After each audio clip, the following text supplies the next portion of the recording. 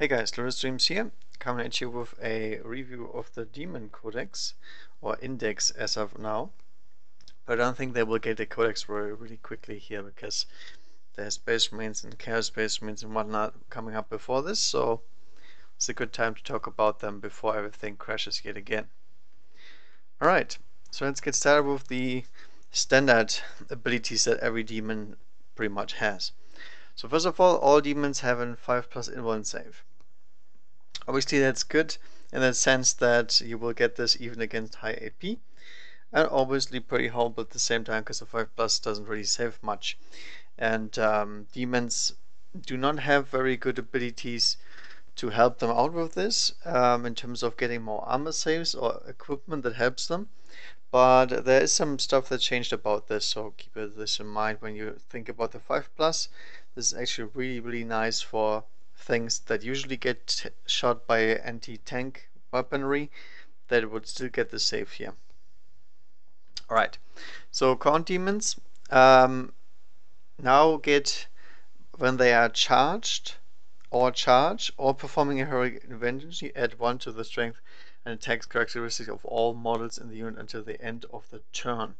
Now this is interesting because this is nothing like Furious Charge or something like that. It actually applies in all cases in the first round of combat with something that did something. So if you're in a combat and you already fought one round and there's the one more unit coming in, you would still get this bonus. And then again, it's not just one strength, which most of the time does not make much of a difference, but it's also attacks. And that's something that's really big because attacks is something that multiple of the Khorne units lack, while they have really good power weapon and whatnot to deal with armor. So keep this in mind if you think about it. In my opinion, this is a much better version of what Chaos gave to Khorne units before. Alright, ephemeral form. Add +1 to invulnerable saving throws, so I have 4+ for Tzeentch demons units with this ability. Yeah, obviously this makes them way more resilient than you would usually expect, and makes them really annoying if the enemy armor piercing capabilities are really high. They paid a lot of points for it, and this pretty much negates half of it. Obviously great trait. But obviously still not as good as something like having a real armor save where you actually get to do something against high volume. High volume is still something you will be vulnerable to if you're Tzeentch. Then disgustingly resilient. Each time a Nurgle demon with this ability loses a wound, roll d6 on a 5 or 6, this model does not lose a wound. So this is not only is this change from before where you get shrouded, which make you really hard to remove from the board. This is actually something that works all the time. You can instant kill is not a thing anymore. You cannot deny this, and even better, in the FAQ, Games Workshop just said if you have something else that works like this, it stacks. So if you're giving your Great Unclean One the water trait that gives him Pheno Pain, he would get that 6+ Pheno Pain and this Pheno Pain, because it's not unique and it's not a wording before where you'd say, oh yeah, this is Pheno Pain, this is disgustingly resilient. As long as it's a different ability than this, it will get stacked, which is really interesting.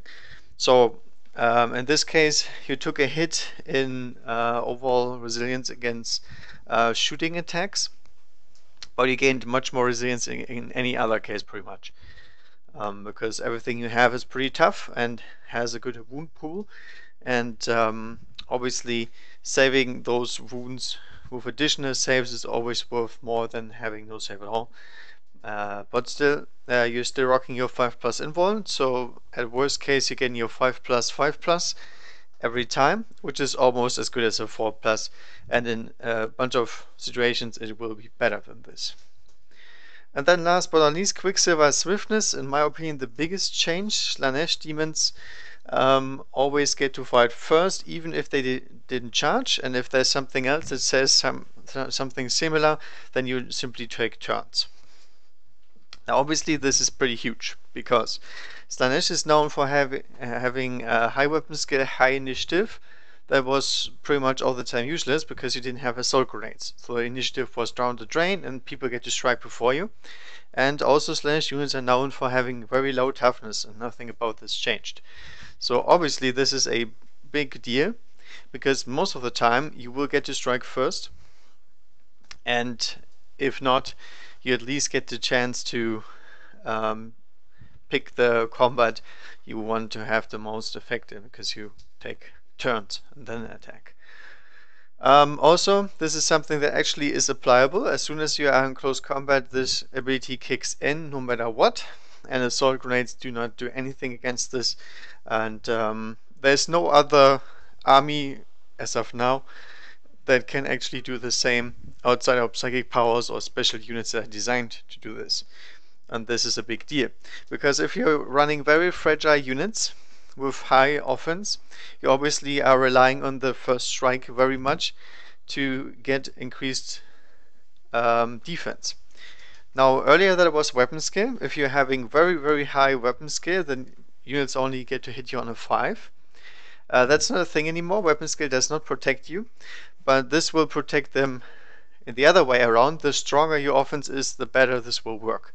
So if you try to overwhelm something like Terminators, you better make sure you take them down so hard that they barely can't do anything back to you in their turn. And then you can rely on this every time they fight you, pretty much. You're always faster, you're always hitting the better hits if you do it right. I think that's a big difference, because the weapon skill thing was nice, but Slaanesh units are way too squishy to get in. There were buffs to melee, that's always great for all demons, and then initiative is gone, and that means the lack of assault grenades doesn't matter at all, which is also great. Alright, demonic ritual. Now this is the big deal, because obviously demons are known for how to summon stuff in. Instead of moving in their movement phase, any chaos character, that means also chaos space marines, by the way. Chaos is chaos. As long as it has the keyboard chaos and character, you can use them to summon. Can at the end of their movement phase attempt to summon a demon unit with this ability by performing a demonic ritual, and the character cannot do so if they arrive as reinforcements this turn or themselves have been summoned to the battlefield this turn. So in other words, there is no way to cheese a summoning faster forward than you usually would. Because there is no ability that I know of that can get to move you in the movement phase without having moved. And yeah, basically you're paying mobility, which is a very important aspect of any demon army, or chaos army for that matter, to get this. The only way around this is using a psychic power in the Chaos Space Marine Codex that allows you to move in your psychic phase. But other than this, any other unit has to sacrifice some sort of mobility to get this going, which is a big deal. So that's our downside. The next downside is, if they do so, you must first choose one of the 4 Chaos Gods, and you can only choose to summon in units from your own god if you have one. If you don't have a mark or anything, which is only for Chaos characters, obviously, from the Chaos Space Marine Codex, then you can choose which one, but you have to choose before you roll the dice. So you cannot go like, oh yeah, I'm gonna roll the die, and then if it's something very cheap, I'll go with Slaanesh, because Khorne units are more expensive. No, you have to choose first and then roll the dice and see what you can get. So that's the next restriction. Now you roll up to 3 dice, so you can roll less if you want to, which is really important, because it gets you damaged if you do it.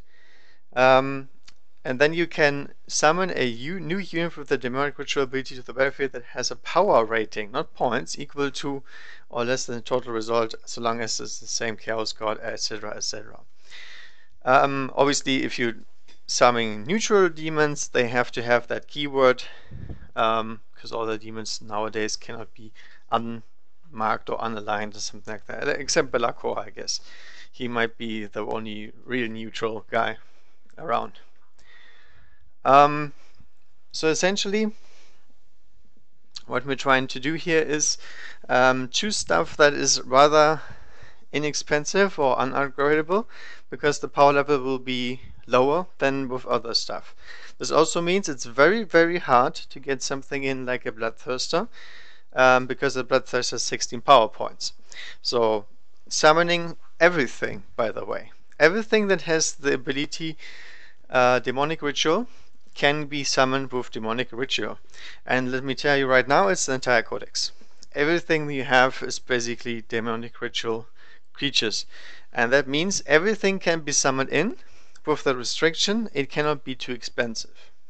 Now this is a big deal, because before it was very certain units you can get in here. Now you can even summon unique characters. Who cares? You can summon anything you like.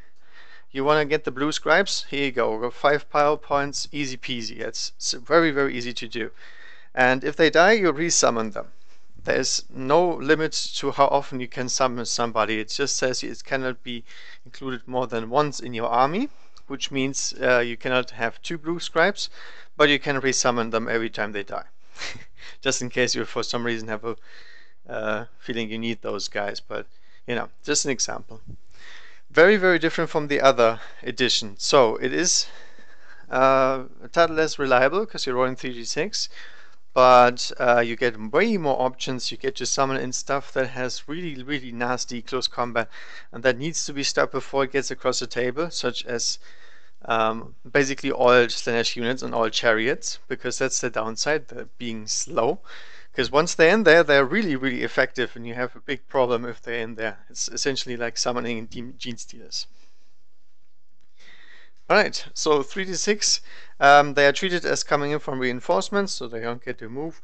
And you can be placed anywhere on the battlefield that is entirely within 12 inches of the character, and is more than 9 inches away from any model. So the word here is entirely within 12. And obviously, if you can make anything worth the points with this, then nothing is summoned. Now you might say, well, the lowest is 3, and I can only get 3, so I can always summon something in. This wording is here specifically for the fact that there's match play, and in match play you have to pay points for the units you try to summon in.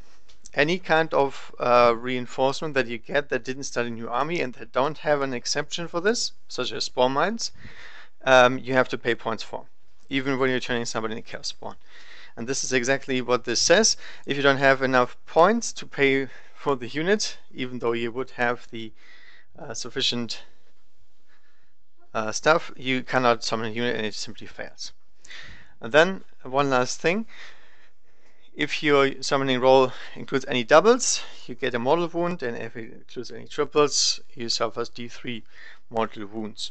No, I don't think that's bad, because rolling doubles usually allows you to get higher values, and if it's something lower, you still always have that one reroll that you can use. So keep this in mind. The 3d6 rolling is nice and everything, but in the old edition you had to invest massively into psychic powers. Now you don't, you just have to get some random character up there. Can be a Chaos Lord on a bike, for example. Can be anything, can be a Sorcerer of Jump Pack, whatever you want. Essentially you're only paying for the HQ, and then they have the ability to get these guys in. And if you're playing match play, obviously you're not generating any extra points, you're just using points to counter the army that the opponent has, which is something you could do before as well, but you didn't have to pay points for it. So this is interesting. This makes summoning weaker in the sense you can't get free units, but it makes it stronger in the sense that the counter aspect that you can play is even stronger, because you have more variety, more utility units, such as Fiends, for example. Fiends are a great unit if you have just one of them. Put them in a close combat and nobody's gonna fall back, and that means they can usually get slaughtered and nobody can shoot at you. So a Fiend is, for example, a great tool to summon in onto the field, and now you can have groups of however you want Fiends. You can summon 1, you can summon 9, who cares? As long as the power level is fine, you can get them in. So it's more reliable, cheaper, and who cares about the mortal wounds? If you really are worried about the mortal wounds, you might just get some Nurgle Psychers. They also get the disgustingly resilient ability, and in addition to this, they have a healing spell. So there we go. Very simple. Summoning is pretty much the same. It's still some sort of a gamble, because you might just roll very low if you're unlucky. But the options are really widen up in terms of what you can play. So you have to play smarter and less spammier. Alright, Chaos Demons Psychic Disciplines. Now this is important. Now usually you would say, well, my Nurgle Psyker was never a Psyker because it was too expensive. Let me tell you right now, as long as you're not Khorne, every Herald you know has psychic powers. Every demon, every bigger character, demon at least, they essentially all have psychic powers, and they are included in their points. You can't choose to not take psychic. You have to have psychic essentially, which I like because it's a fun part of the army and it makes sense. They are creatures from the warp and blah blah blah. It's fine. Alright, so Nurgle discipline number 1. Stream of Corruption. Warp charge 5, very easy. Pick the closest enemy unit within 7 inches. D3 mortal wounds if it has fewer than 10, and D6 if it has more than 10. So more efficient against hordes than Smite. Obviously shorter range, and other than this it's actually pretty much the same. So deadlier at closer range. Now keep in mind this is 7 inches and this is above the 9-inch summoning thing, so you can't use this when you come down. Violent Blessing. Warp charge 6. Pick a Nurgle demon unit with an 18 of the Psyker. You can add 1 to all wound rolls made by that unit in the fight phase, and any rolls of 7+ made for the unit in this fight phase inflict double damage. That's a big one. That's a really big one actually. It is really hard in this edition to wound stuff on 2s. It's easy to wound stuff on 4s and 3s, easy peasy, and as soon as something gets toughness 8, you would require strength 16 to actually wound it on 2s or poison. And note, this does not say something against infantry or something like that. It only says you increase the wound roll +1 no matter what. So this is a very good one to attack with. And keep something else in mind. Almost every Nurgle unit that exists has some sort of rerolling wounds capability. So these guys will be wounding stuff on 4+, even though they're not supposed to wound something like this. With strength 4 example, every vehicle you have can be wounded on 4s, and even then inflicting double damage if they get the 7, which obviously is a huge deal because there's a bunch of units in the Nurgle side of things, Beasts of Nurgle and flies and whatnot. They can deal 2 damage per attack. So this is actually something that can get high really quickly, but obviously requires you to be in range to do this. And it's only in the fight phase, not for shooting. Fleshy Abundance, this is obviously the best spell in terms of when you can use it. Warp charge value 5, selected friendly Nurgle demon with an 18, and recover D3 wounds lost earlier in the battle. Easy peasy. So that's the way how you survive longer, how you make disgustingly resilient even more effective. And obviously the bigger your wound pool the better it is, but keep in mind only once per turn because of match play most of the time. But still a very good ability just to have it as a secondary on most units that have 2 abilities. For example, on a Herald I probably wouldn't take it, but on a Great Unclean one, why not? Good range, doesn't have to be used on yourself, helps with the summoning, casualties, good stuff. Alright, Slaanesh. Slaanesh, Cacophonic Core, and has 7. If manifested, 2d6, the closest visible enemy with an 18 of the power Psyker suffers a mortal wound for each point that the total exceeds their leadership. Now, essentially this is Psychic Shriek. First thing first, summon somebody in and he can immediately cast this on the next unit. That's nice, because with summoning you get to choose pretty much from what angle you approach somebody. And then the second thing is all the leadership values are down or lower than from before. And there's good synergy here with something like Belacor, who decreases leadership, and you know, all the other stuff that can actually do this. And if you attack stuff like artillery guys or something like this, or even vehicles, the leadership is not that high. You can cause a lot of damage with this, but it has to be against the right target, so it's situational. The second one is Symphony of Pain, Warp Charge 6. The nearest visible enemy unit within 18 is struck by unbearable pain. Your opponent must subtract 1 from all hit rolls made for this unit until the start of your next psychic phase. Great stuff. This is the thing that scales really, really well with strong units such as Centurions. If you get this on a 6-man Centurion squad that is supposed to be dealing boatloads of damage, it is a really good spell. Obviously, the stronger the target, the better. But if you put this on Imperial Guard tanks, for example, they will be hidden on 5s, and that Demolisher Cannon will not hit anything. This is a very good spell, and you should have one of these in your army if you can make it. Remember, all the spells can only be casted once per turn, so the variety here, the variety expected is actually really big. Hysterical Frenzy. Warp Charge 8, so pretty hard to get off. If manifested, select a single friendly Slaanesh demon unit within 18, again, that is within 1 inch of an enemy unit. The unit can pine and attack as if it were the fight phase. Now, I'm not sure if this one or the first one is worse. This one is even more situational because you have to pick a unit that is in close combat, and that most likely was in close combat from the enemy turn. So either you are in a very hard close combat, or the enemy charged you, and you now want to give your guys another kick forward to make them go to work or something. I don't know. It's hard to say.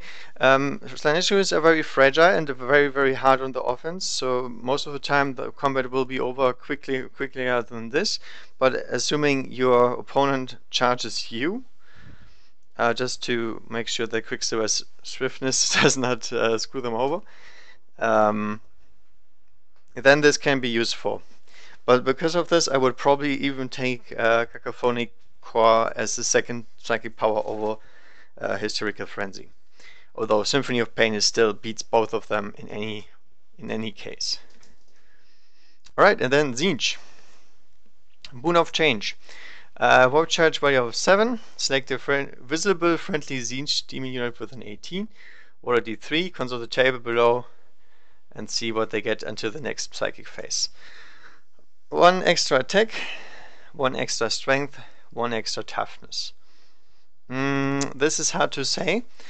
Keep this in mind when we go into the Tzeentch units. Now obviously attacks is something, the more models, the more effective this is, or the more the attacks hurt. And the more we're obviously thinking about horrors, because there's only spammable Tzeentch unit that exists. And if you're talking strength, we're also thinking about horrors most likely, but this will also affect pretty much all the HQs and the screamers and the like. They have a lot of attacks, but the +1 would actually make them wound stuff that is toughness 4 on a 3+, not a 4+. And then +1 toughness is everything great, just great. +1 toughness on all stuff is pretty much advised. And especially if you have a mixed horror of unit of pink and blue and brimstone, you make sure you have enough pinks. You actually get your toughness up to 4 with a 4+ in 1 save. That's a good mixture of both of them. So I like that. This is actually a spell that is really, really good with allies, Chaos Space Marine allies, Warp Talents, Possessed, Obliterators, Mutilators. These guys are way more proficient in close combat than your other Tzeentch stuff is. And Demon Princes, for example, also, they profit from these stunts no matter what. They love toughness, they love attacks, they love strength. Everything makes them better in close combat will bring you forward. So keep this in mind. Tzeentch Demon means everything that has a demon keyword and is aligned with Tzeentch, and that's a lot of units in the Chaos Codex as well. So very good one for your allies. For yourself, it's okay. Bolt of Change, warp charge 9, so very hard to cast. Select a unit with an 18. That's the important part of the sentence. So you can select even characters, because this is not a shooting attack. That unit suffers D3 mortal wounds, so like Smite. If a character is slain by striking power, you can add up Chaos Spawn and set it up within 1 inch of the character before its model is removed. I'm not sure about the Chaos Spawn part, because you have to pay points for that set Chaos Spawn, and you probably wouldn't like to have a Chaos Spawn in the first place. So, nah. It's also warp charge 9. Now this is warp charge 5 versus warp charge 9 for the option to choose the target that you would want to smite. Now for immobile Psychers, this is actually a good option. For everything else, I probably wouldn't use it. But then again, if you're having, for example, a lot of change or something else, they also get bonuses to casting any spells, +2 for example, and that's in that case getting a 9 is not as hard, and you can use this as an additional spell to smite. Tzeentch units all have the ability to cast a bunch of powers, because they're obviously the magic guys, and in this case this is actually not as bad as it sounds, and in the end it's still D3 mortal wounds, which is more than nothing. And you get to choose the target as well, which is a very, very good trait if you're trying to snipe commissars, astropath, all these nasty guys that can hide in a blob of guys that you can actually do nothing about because your shooting is not very good. And this spell can target them. Smite cannot, because it has to target the nearest enemy unit. So it's a focus Witchfire power if you're familiar with the 7s. Alright, and then Treason of Tzeentch. It's a very good one and a very situational one. Treason of Tzeentch is warp charge 8, so okay. If you manifest it, select a visible enemy character with an 18, which is good range by the way, and you select one. Apart from the opponent's warlord, which feels bad, but who cares, roll 2d6, and if your result is greater than the target's leadership, you can treat the model as if it were a friendly unit in your shooting chart and fight phase. At the end of the fight phase, the character reverts to being an enemy model. Now this is awesome, because there is stuff in the enemy armor, like a commissar for example, that is a character, but they are not very good in close combat, but that doesn't matter at all because of the fight thing. If you charge him into somebody, the opponent obviously can choose to not overwatch, but he cannot choose to not fight. That's specifically not allowed. You cannot choose not to fight. You can choose your weakest weapons and the like, but other than this you have to fight him. So if you have something like him, running him into a squad that is capable of killing him, for example into Ogrins or into a bunch of conscripts, and then as they fight him they might actually take him out. So not bad. Against higher HQs obviously not as useful, because 2d6 and get over enemy leadership is not as easy. But against these medium-sized HQs or lower HQs, the wannabe HQs, those guys can be hurt by this very, very good. So it's actually really nice. So the simple-minded can be much more susceptible to all this stuff. I like that. Good idea, good fluff. Makes sense. Overall, not a very good table, I think. I like the Nurgle one better, but you know. Might be something where you can change some stuff up, and if nothing, you always have Smite. Alright, Daemons of Khorne. Start with Karanak, a classic. Got nerfed in terms of movement speed, got buffed in terms of weapon skill 2, excellent. Strength 5 is good, toughness 5 is also very good for a Flesh Hound equivalent. 6 wound is okay. 4 attacks is good, leadership 8 is not good, and 6+ save. Feels bad, man. No 6+ will ever save you. The great thing about him now is he has Soul Rending Fangs, so he has -2 AP and 2 damage on his attacks, which is something he didn't have before. He just had plain attacks. Also keep in mind he gets +1 attack from charging or getting charged, so most of the time he will be fighting with 5 attacks, and at strength 6. Then the Brass Collar of Bloody Vengeance got much better than before. He can attempt to deny 2 psychic powers in each enemy psychic phase, so he's treated as if he was a Psyker. Really, really nice, because usually you would only be able to resist psychic powers or cast it on you, but now you get to deny for other units that might get targeted, or something that doesn't even target you. Doesn't matter, you can still deny psychic powers. Alright, so this is really, really good. Keep this in mind. All Khorne anti-psychic stuff got essentially buffed because they all work the same. And then Prayer of the Blood God. When both armies have been set up, choose one character on the battlefield and you can add 1 to hit and wound rolls for countering attacks when they target the character. Obviously nice, because he's gonna be able to hit on wound and something on 2s most of the time, unless it's higher than toughness 5, which is not a lot. Even guys on a bike are only toughness 5. And he's got some demonish capabilities to deal with them, because he causes 2 damage and he penetrates most armor saves down to the in 1 save. Even 2+ armor saves will go down to 4+, which is exactly the Iron Halo range. I like it. I think he got some good stuff here. The only sad thing is he's slower than before. But he cannot be killed very easily because he's a character and he can hide, so it's nice. 6 power points to summon him in. Scarbrand, my favorite from the old codex. Obviously 19 power points, the most expensive thing you can get. Which is sad, but it's just the way it is. He moves 8 though, so he's faster than before, he hits better than before, and he hits harder than before. So that's good. 16 wounds also is a good chunk of wounds, even on a Bloodthirster. And strength 7 is okay, but he goes up to strength 8, so he's able to hurt everything except super heavy vehicles. And toughness 7 is also nice because it's an increase in toughness from before. Leadership 9 is okay, and he always has a 3+ armor save, which is really, really nice because you need that. He has the Battle of Endless Fury, which is a heavy flamer. It's pretty much. And he has Slaughter and Carnage, which double his strength to 14/15. AP -4, D6 damage, reroll all failed hit rolls for this weapon.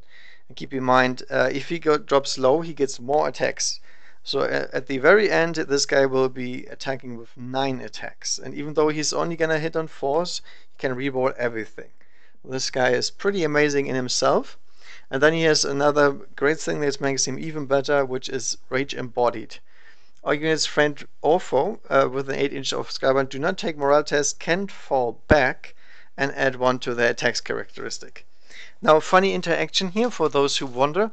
If Scarbrand ever gets within 8 inches of a flyer, and that flyer gets stuck in combat, immediately crashes and burns because it can't go further.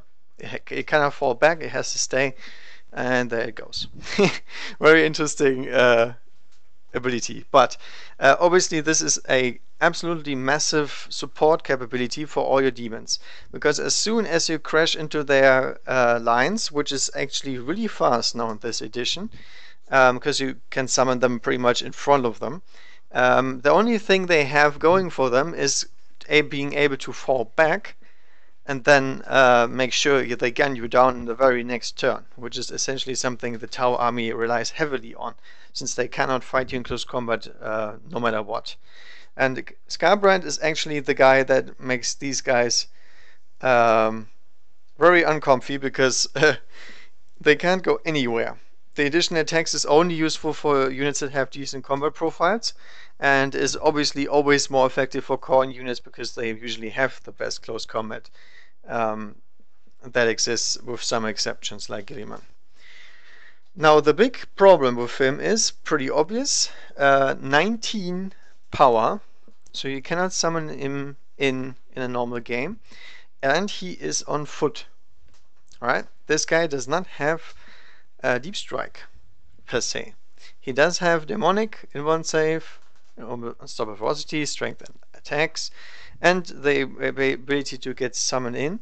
or summon stuff in, but he cannot do this by himself. So it's really hard to get Scarbrand across the field, which really sucks. Because he is a cool unit, he is fluffy, he makes everything attack, and nobody can move, but essentially he is unusable as per now because he cannot get anywhere. Where his where he really shines, his 8-inch aura on him is really, really strong. His combat capabilities is phenomenal. So I don't know. 8-inch movement is nice and everything, but it only gets you so far. Alright, Skull Taker. Character that wasn't very good in the last edition. 5 power points, so rather inexpensive. Now moves faster, hits harder, better, stronger, and has essentially a power sword that on a wound of 6 deals d6 damage instead of 1, which is nice. I mean, that's a pretty nasty sword for everything, and somehow he's rocking a 3+ save. Somebody got some kind of armors from somebody, I don't know. Very good armor save for a demon. He can reroll Fate Hit and Wound Rolls by that target characters. Obviously really good, makes him much more effective, just because everything rerolling is probably hitting on 2s, rerolling everything, and then getting the ability to punch people on a 6 so they might die instantly. Very good. And then another thing which is interesting, 1 to all hit rolls made for friendly bloodletting units that are within 8 inches of Skull Taker in the fight phase. That's cool. So this guy is now actually something, considering he's not a herald, because he has a different ability than a herald. He's something that specifically targets bloodletters only, which I find interesting. So I could see this guy getting summoned in if you already have some of the bloodletters, and then he gets to buff these guys and they hit on 2s, which is really nice. If you have a Demon Prince allowed, they hit on 2s rerolling once, and then it gets really nasty. So interesting fact. Character, not easy to target. I like him. He's not a bad unit after all. Much different than Scarbrand in this case. Alright, now we get to the Bloodthirsters family. Before we talk about anything about the Bloodthirsters, as you can see, the stats are strictly the same. There's only one thing that changes, which is the attacks. And this guy are better with weapon skill. I have no idea why, but the Bloodthirster of Insensate Rage, which is the guy that shops the best, loses weapon skill. These guys lose ballistic skill. Don't ask me why, but they apparently get really, really bad at shooting as soon as they take damage. Other than this, we can talk about all Bloodthirster types in the same way. They all have the 16 wound profile, toughness 7, strength 7/8, 3+ save, leadership 10, 2+, 2+, and moving 12 because of wings. And they all have the greater demon special rule, so you get all Khorne demon units within 6 get to take their leadership 10 instead of their own, which is obviously great in case you're losing stuff. And then the only difference between them, not even the power levels by the way, is the equipment. So you have to get the right guy in the right fight. That's the idea here. Alright, so this guy has a Great Axe of Khorne, which brings him up to strength 14/15, AP -4, d6 damage. So as much of a destruction engine as Scarbrand also was. Really good one, and you roll 2 dice and discard the lowest result for how damage you deal. So this guy is the best one to deal with heavy tanks and the like. Although he's better designed to take out characters and something like this, because it will absolutely wound them on 2s and tear them asunder if he's lucky. The only problem with these guys is if they drop down. This guy only gets 2 attacks and he doesn't even hit very well. That's a little bit of a problem. But they are huge fire magnets. They're pretty fast. You don't have to rely on summoning them in at all. And they are really nasty once they get to where they need to be. Now this version here, has strength 10 AP for D6, so keep in mind this guy and this guy are essentially wounding the same against heavy tanks. Only difference where this does anything is for toughness 6 or 7. 7, it's only the only thing that it affects here. So, this guy is really good still in close combat, and he in addition has a Lash of Khorne, which is strength user, so strength 7, AP minus 3, D3 damage, and it's can be fired within 1 inch, and so on. It's actually a pretty good weapon in my opinion. It hits on 2s if you're undamaged. Your axe deals just as much damage as the other one, and you're only losing weapon skill, no loss of weapon skill instead ballistic skill if you go down. So I think this guy is actually better than this guy just in terms of this stat change. And then the last version, which is even more shooty than the last one. This guy also has the exact same profile as the one before. He also has an Axe of Khorne, but he has Hellfire, which is again a heavy flamer, and he has the Blood Flare, which is strength +1, which doesn't make any sense because it should say strength user +1 or something like that, and then -3, but okay. And it's actually essentially the same weapon, except it's only 1 hit and it deals 3 damage. So actually that deals a lot of damage. In terms of shooting, for a melee unit, this is really good. But again, this is like, this is a little bit weird. That's not what they meant to say. Then he has one additional ability. You can reroll any fail to hit rolls for attacks made against this model against characters. So he's a wannabe Scarbrand, just in case you're trying to chop up characters. He has a very good profile to do so, and also some more capabilities. So I think the Bloodthirster of Insensate Rage, in terms of losing his D weapon, got the shorter end of the stick. This guy here outperforms him in everything except with very large wound pools, where the D6 amount actually will be the most relevant. Against characters, it's enough if you get one good D6 roll, it might just take them out outright. Even Gilliman dies to 2 of these attacks. If he's unlucky, 3 if he's good. Alright, Herald of Khorne, one of the most customizable units before, now no customizer, nothing, absolutely nothing. Doesn't mean he's bad though. 6 movement is okay, hidden on 2s is really nice, strength 5 nice, 4 wounds, 3 attacks. A little bit low, I would like more attacks, but that's okay. He has only 3 power points, so he's dirt cheap. You can summon him in whenever you want to. Any Khorne character cannot fail a ritual unless you don't want him in. But you want him in because he has a aura ability that adds +1 to his strength for all friendly Khorne demon units, which is actually a really good thing, even with your strength 5. There is some stuff that is strength 4, and this will kick in really hard because it basically adds +1 to wound rolls. He has the same weapon as the other guy before. You always can just remember this. Hellblades are essentially what they all have. All power swords with better wounding on 6s. And that's it. He's a solid unit, but there's not much to talk about here because he lost all his artifacts.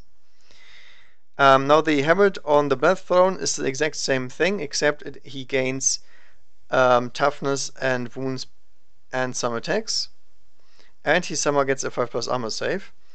But it is still a Blood Throne after all. It's moving pretty slowly, and the only thing he gains for this is Crushing Impact and Gore Feast, which means if you charge and then you roll 4d6 for each enemy model, and on their 5+ they suffer a mortal wound, and he gets 1 wound back if he kills anything.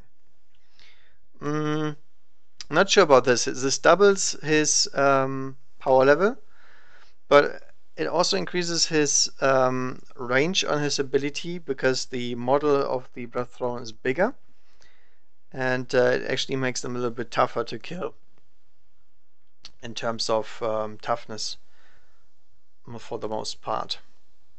But it doesn't make him much killier, I wouldn't say, because his 5 attacks are still not as much as you would expect for a power level 6. I will talk about this later when Slaanesh comes in with the big guns. And then for some reason there's Flesh Hounds in here, don't ask me why, I think this is a misprint. But we're switching to fast attack real quick. Flesh Hounds got nerfed, moving 10 now. Weapon skill 3, which is okay. Strength 4, toughness 4, 2 wounds, 2 attacks, 7, 6 plus save. Essentially they are unchanged, except that they are a little bit slower. But their normal profile is actually the same, I'd say. But then comes the buff. God Range Trench now have Strength User, which is Strength 4, AP -1. Great stuff. So before they had 0 penetration, now they have something. And they are fast, they have a good amount of attacks, you can summon them in. Good stuff. And then even better, the Collar of Khorne allows them to deny 1 psychic power just as everything else. So makes them really, really good against psychic-based armies.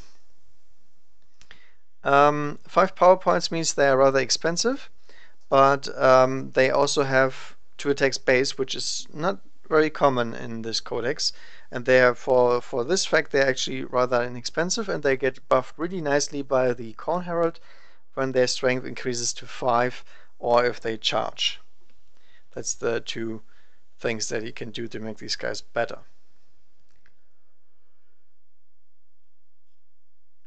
Alright, Herald on Khorne and Juggernaut. So we're going back to HQ now. So essentially you gain +2 movement, you gain +1 toughness and +1 wound, but you keep your old attacks. Same war gear, everything, but he gains a 4+ save, which is actually a pretty big deal, because you're only rocking your 5+ inward save, so 4+ goes a long way with staying in the battlefield longer. And now the interesting thing is, the Juggernaut can make 3 additional attacks, Strength 5, AP -1, with all modifiers applied. So you're still hitting on 2s, and +1 strength, and so on. So this thing can actually be really, really powerful, because first of all, Herald of Khorne applies to himself, and then it has devastating charge. The sheer impact of the charge can turn them into paste, and you add 2 to the strength of the Juggernaut's blade horn attack if this model charged in the same turn. So the base strength is 5, +2 is 7, +1 for charging, +1 for Herald, which means the attack is strength 9, AP -1, 1 damage. Now that is a pretty big number. That's something that you can crush into vehicles and still hurt them. And it's 3 attacks as well. It's not bad, certainly. So the Juggernaut himself adds a lot of damage to the Juggernaut, to the Herald, and doesn't add attacks to his own profile.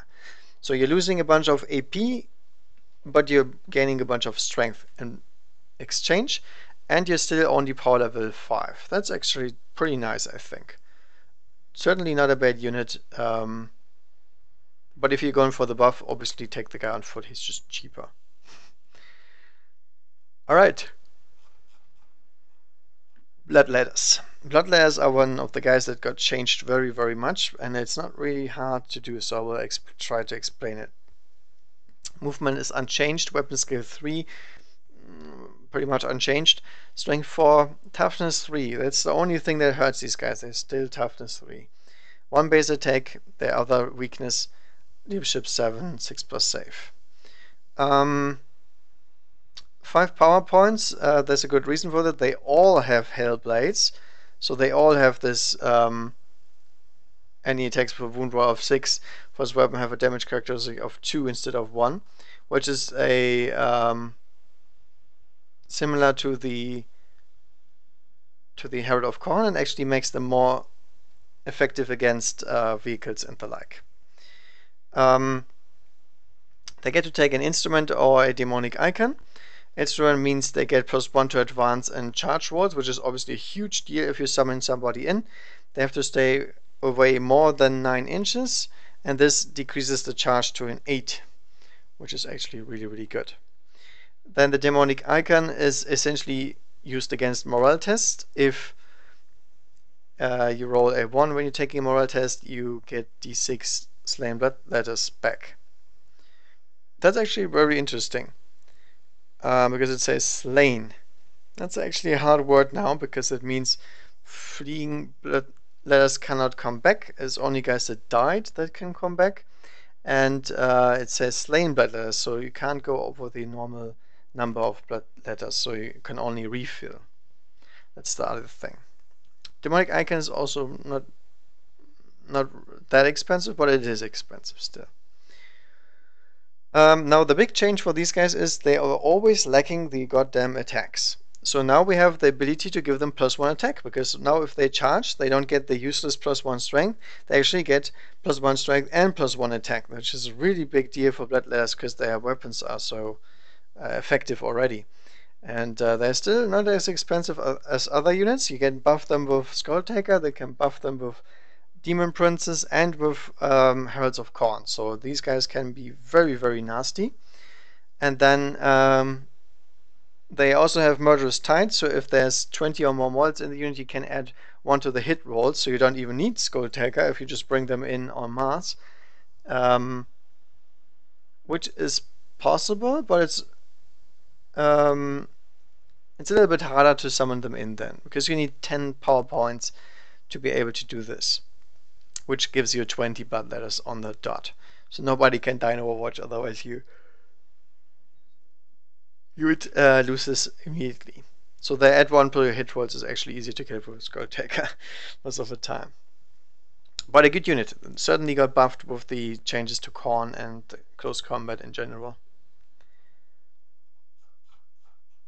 Alright, Blood Crushers.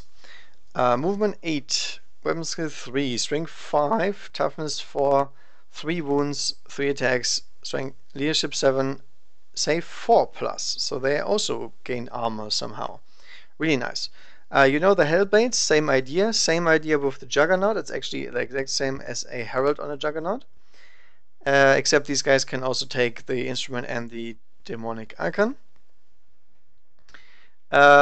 But these guys are essentially, Blood Crushers, essentially the same as a Herald on a Juggernaut in terms of what their combat profile does, except they're hidden on 3s, because they also gain 3 attacks. So these guys are dishing out 3 attacks from themselves, +1 on the charge is 4, and then the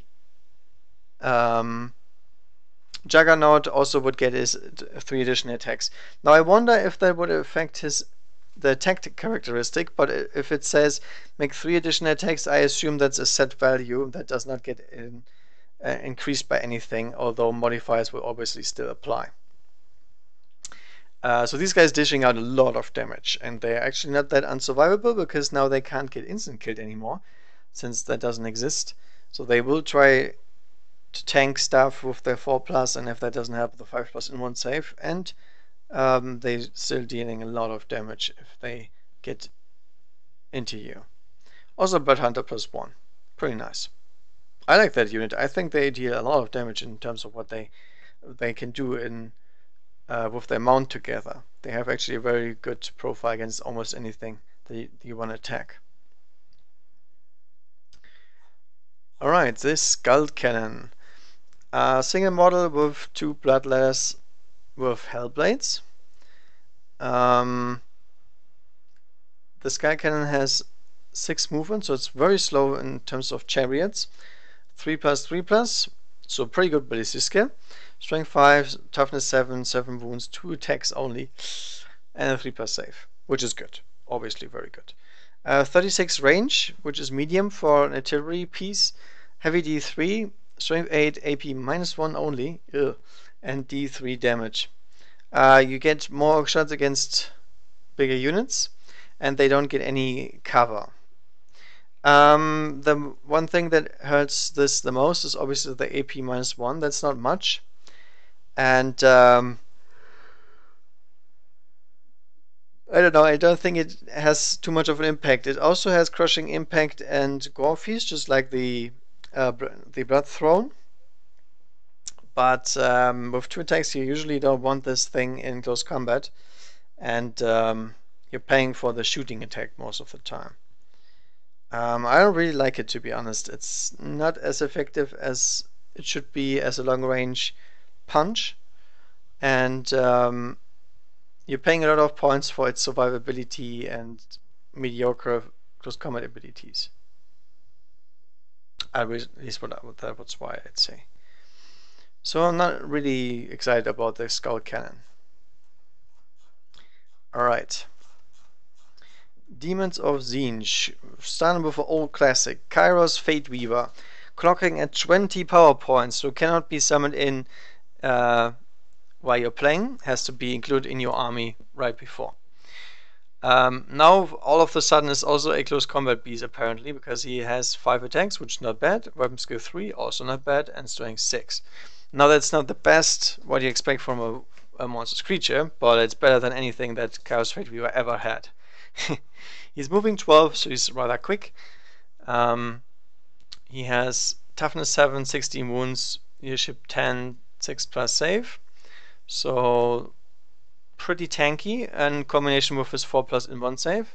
Doesn't say here, but he has ephemeral form, so he has a 4+ in 1 save. And his Staff of Tomorrow is not even bad. It's strength 8, AP -3, d6 damage. Why not? Gets the job done. And if you slay a character, you can add a chaos spawn, but obviously you don't want to do that because you're paying the points. Now the interesting thing about him is you gain D3 command points for Fate Weaver alone, which is something really, really nice, because you have to remember how many power points or / how many points in general do you want to hold back in a demon army. The answer is as much as you can. You want your summoning engine, so you get enough demons on the field per turn, but obviously to make use of the summoning you have to keep guys in reserve. And what do you lose when you keep guys out of your army before the beginning of the game? You lose command points, because you can't fill those detachments up without having units. So Kairos Fate Weaver counteracts that and allows you to take a little bit more into your summoning capabilities, and then enables you to still have some sort of points, because demons really, really like the rerolling for their summoning and for the charge rolls. Really important stuff. He also is a greater demon, so leadership 10 for everybody around, which is Tzeentch. And then he has 3 psychic powers per turn. He knows smite in every power on discipline from Tzeentch. And he has an additional bonus +2, +1, +0 for casting those powers. So obviously he's the guy you want to be casting Treason of Tzeentch and all the big spells. And it's pretty much impossible for him to fail smite most of the time. Which is nice. That's obviously good damage. And he has 36 range on smite other than other guys. So he has his psychic PP ability that he never had before, essentially. I like it. Good unit. Very expensive, but still for good reason, I think. Has some good abilities, and now actually does something close combat other than being a very fragile unit that can do either super great and other really, really bad. The Changeling. Changeling is a weird unit, because he was never good, but he's not never bad. He's just situational in all cases. But now he is good, and I'll tell you why very soon. He's also power 5, movement 6, weapon skill 4, not that good. Ballistic skill doesn't matter. Strength 3, so he's nothing. Toughness 3, 4 wounds, 2 attacks, leadership 8, save 6. And he's a character. So obviously this guy needs to hide in other units, and that was something that was bad before. You couldn't really hide him very well, and it wasn't really useful to hide him, but now it is. Let's go to the important thing right away. He is a locus of transmogrification. Friendly Tzeentch demon units within 9 inches, which is pretty large, when they are attacked, are surrounded by twisting aura, and your opponent must subtract 1 from the hit rolls for attacks on the unit. Alright, so imagine your horrors with your 4+ in 1 save, and also the hopefully +1 toughness from the psychic powers, and then this guy being able to hit them less. That's cool. That's actually a really good ability for making your guys a little bit tougher. Because -1 to hit is always hurts. Doesn't matter if it's close combat or not. This guy is a buff for other units now, which is something he wasn't before. So he has a purpose now. Then he still has the typical changeling rules. So if you fight, you can choose an enemy infantry model within 1. And you'll use the weapons, skill, strength, toughness, and attacks. And then the trickster stuff allows you to take the weapons profile from another infantry model, or the same, doesn't matter, you can choose what you want. So essentially his terrible stat line doesn't matter, as long as there's something good in the opponent's army, he can use that and become a real guy. There's no downside to this. He takes the weapon skill, strength, and attacks, and the weapon. That's everything you need for close combat. All of his terrible stats don't matter in this case. And then, interestingly enough, he's also a Psyker now. So he can help himself out with the +1 toughness thing and so on. And yeah, he's a solid unit, I think. Not super overpowered, but pretty good. Has some nice tricks up his sleeve, and it's not very expensive at all. Alright, the Rue Scribes. It's another good one, old one, and very useless one so far. Moving 12, which is good. Toughness 3, horrible. So everything in the stat line is bad, except the moving 12. Their attacks don't really matter. The Disc of Tzeentch itself can attack with one single attack, which is... who cares? They are all about the abilities, essentially. So all enemy psychers within 12 of this model get -1 to their psychic tests. And if an enemy psyker fails a psychic test, they cannot attempt to manifest the power again in this battle. And the Rue Scribes can use that power in the next psychic phase. This is so weird, because this is actually really cool if you can pull it off. But first of all, you have to come close. Second of all, you have to have them, which you will never do most of the time. And third thing is, he actually has to fail the power for you to get it. And then you can only cast it in your next psychic phase. So there's a lot of ifs here to make this work. And then the other thing is really nice though. They're not a psyker, the Rue Scribes automatically manifest one legendary selected power from the Tzeentch discipline in each psychic phase, plus any psychic powers they siphon from the last enemy psychic phase. And they don't have to test for this. And no minimum thing and no doubles. So I think it's awesome. Why not? It's free psychic powers, might be a free bolt of change or something, casted in some random direction. That's better than anything they provided before, I think. Their rules got better. So while I think the unit is still not good, like the Changeling got way better, because they don't do much in themselves. They're still not way better than in the old editions before. So if the enemy has a Grey Knight army, for example, summon these guys in, they are the situational pick you saved your points for. Alright, lot of change. Very similar to the Bloodthirster and to Fate Weaver, obviously. The biggest difference in stat lines is their weaker strength and 6+ saves, so only 4+ invulns, no 3+ armor saves. And obviously they're lacking the attacks. They have 1 attack less than the Bloodthirsters. Other than this, very similar profile. Now we go to the actually first war gear option ever. May take a baleful sword or a rod of sorcery. He always has the Staff of Tzeentch, which makes him strength user, which is 6, AP -2, 3 damage, and you can add chaos spawns. I actually like this. 3 damage is really good. It's not random, it's reliable. -2 AP is most of the time the thing you need, because everything that has multiple wounds usually has a pretty good invuln save, and unless it's a weaker. So that's interesting. Alright, so he may take a baleful sword or rod of sorcery as well. Baleful sword is essentially gets him +1 strength, so strength 7, AP -3, D6 damage, so random now, and you must subtract 1 from the hit roll, which gives you a 3+ to hit. So essentially like a power fist for him. But he still doesn't wound heavy vehicles very well.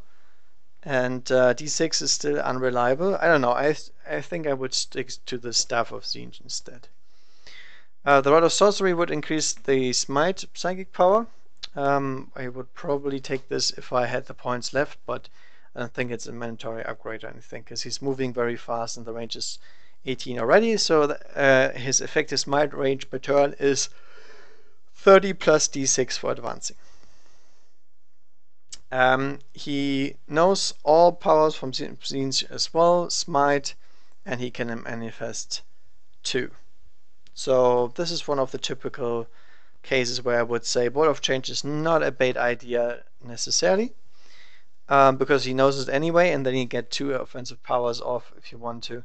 Otherwise, you can still try to buff somebody up, but I suppose somebody else can do this as well. These guys are pretty nice because they also have the Psychic Test bonus. So, I don't know, there's merits to taking these over Fate Weaver if you don't need the command points, because they're actually very similar in stats and everything. Herald of Tzeentch. Herald of Tzeentch, as all Tzeentch guys, has a horrible stat line. Ritual Dagger is -1 AP now, hey! And he gets 1 wound back for every time he slays an enemy mortal.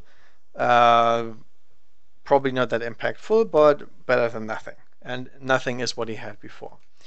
You add 1 strength to all Tzeentch demon units within 6, which for Tzeentch is not that big of a deal most of the time.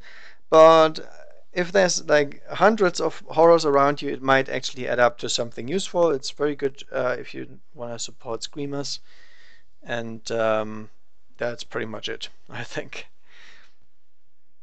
He can take a Staff of Change, which increases the Smite power, which I again think is not necessarily a good idea, but if you're not taking him on a disc, maybe it is. 1 Psychic power for him, although he knows Smite and 2 from Tzeentch, so he's a very flexible guy in that sense. You don't need all 3 powers from Tzeentch most of the time, and he can deal some nice damage. But he's not nearly as good as before in the old edition, where he was the cheapest warp charge point, pretty much. If you want cheap smites, he's still okay, but not in the same sense used as he was before. He's also 4 power, so he's not very expensive. You can get him if you want to. This guy is the exact same, except he has a movement of 12 and 1 additional attack with the blades. Nothing much to talk about here. If you want to make him more mobile, you take the disc. Not sure why exactly, but the bad thing about this is he still has only 4 wounds, no additional attacks, nothing. It's only about the movement speed. I probably wouldn't take him on the disc. And then if you're feeling very lucky, you know, rocking your Burning Chariot. Now he's 14, so he's even faster. Now he actually has toughness 5, 8 wounds, so, and 1 attack more, and he has a 5+ save. So that's actually a bigger increase in stat line. And his vehicle itself doesn't have blades, but instead the Screamers that are carrying this thing can attack, which is not bad, because for some reason Screamers, I will talk about them later, have the ability to take 1 attack with Lamprey Bite, 1 with Slashing Talons. These guys here can take Slashing Talons and Lamprey Bite, because the ability specifically says so. Make 4 additional attacks with these and make 2 with these, which would make me say I can use both, although the original unit doesn't allow that, which is really weird. I think they should change that. You can take 3 blue horrors, which is -1 from Psychic Test for enemy monsters within 9 inches. Against Greynights, yay. Against everybody else, nay. And then again, why would you take a Burning Chariot? I don't know, I don't really see a big use for it. If you want a hypermobile, more tanky Herald, maybe? I don't know. I wouldn't necessarily use it. Horrors. Horrors are entirely different now, because you contain 10 pink, blue, or pairs of brimstone horrors in any combination. So this is one big family now. There's no different units, they're all the same unit. But only pink horrors can do actually something. Pink horrors now have a shooting attack, which is only strength 3, but it's assault 2. Which means with your measly 4+ ballistic skill, you get some off. Now, thanks to the Herald, they might be strength 4 and able to do something, but as of now, they're still pretty bad at close combat. And obviously, in match play, you have to pay the points. I don't know why they wrote it down here, but you have to pay these points for every kind of model you take your army with. So these guys can be used to protect your characters very well as bodyguard units, because they essentially never die if you don't want them to. They're all toughness 3 now, even the brimstone horrors. The only thing that goes down is their weapon skill and then their strength by 1. Although you get 2 attacks more, which is probably better. But okay. They can manifest psychic powers. And they can also deny one. They also know smite, which is also not bad. But then there's one problem. Magic made manifest. A unit of horrors can attempt to manifest 1. However, you only roll a single d6 for psychic test or deny the witch and use the result of a single dice roll. So yes, you can spam them and so on, but even for smite, getting a 5 or 6 on 1d6 is not a very good chance to get something off. So don't rely on their magic to do the stuff. They are more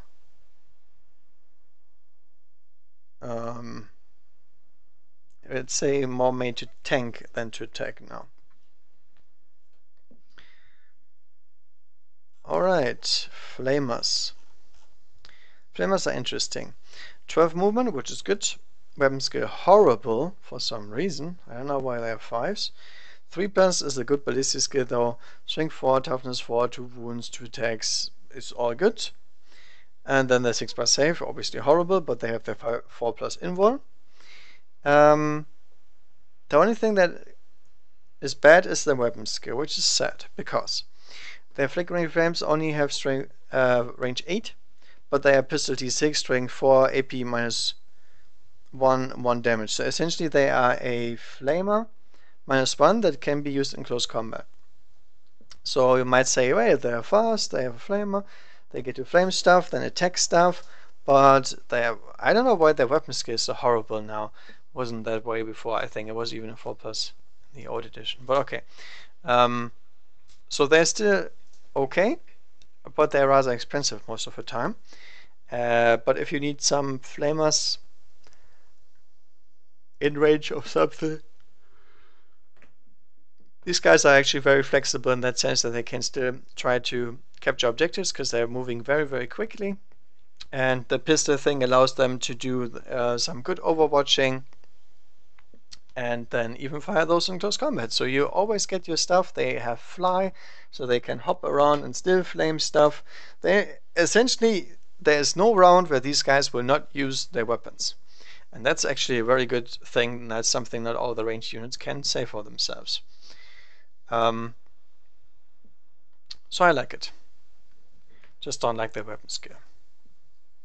Exalted Flamer. Now this guy was interesting because I was waiting the whole 7th edition and the 6th edition that this guy would actually be usable, because he had that problem that he always had amazing stats on blue and pink fire of Tzeentch, but it was a heavy weapon, and that sucks.